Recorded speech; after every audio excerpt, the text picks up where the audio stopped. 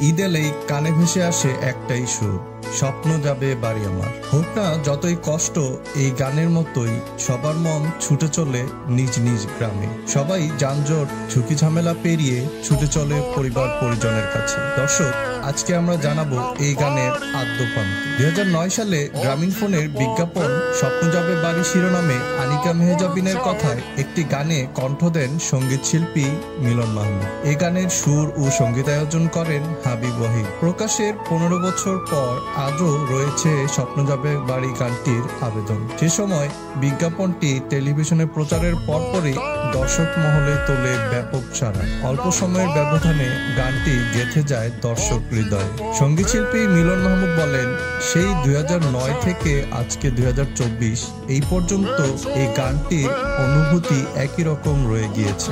শ্রোতারা যেভাবে গানটিকে আপন করে নিয়েছে, যেন ঈদ এলে স্বপ্ন যাবে বাড়ি গানটি বাজাতেই হবে। এরপর 2016 সালে গ্রামীণ ফোনের স্বপ্ন যাবে বাড়ি 2 গান গেয়ে গায়ক হিসেবে আত্মপ্রকাশ করেন মিঠুন চক্র।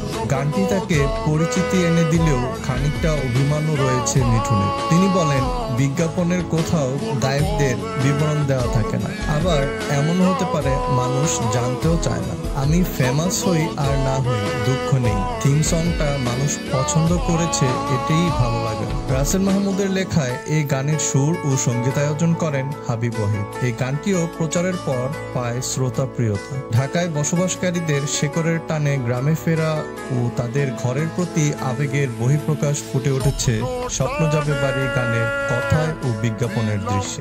বন্ধুরা, আপনিও যদি এই গানটির প্রেমে পড়ে থাকেন, তাহলে আমাদের চ্যানেলটি অবশ্যই সাবস্ক্রাইব করবেন। ভালো থাকবেন সবাই, দেখা হচ্ছে নতুন কোনো ভিডিওতে। আল্লাহ হাফেজ।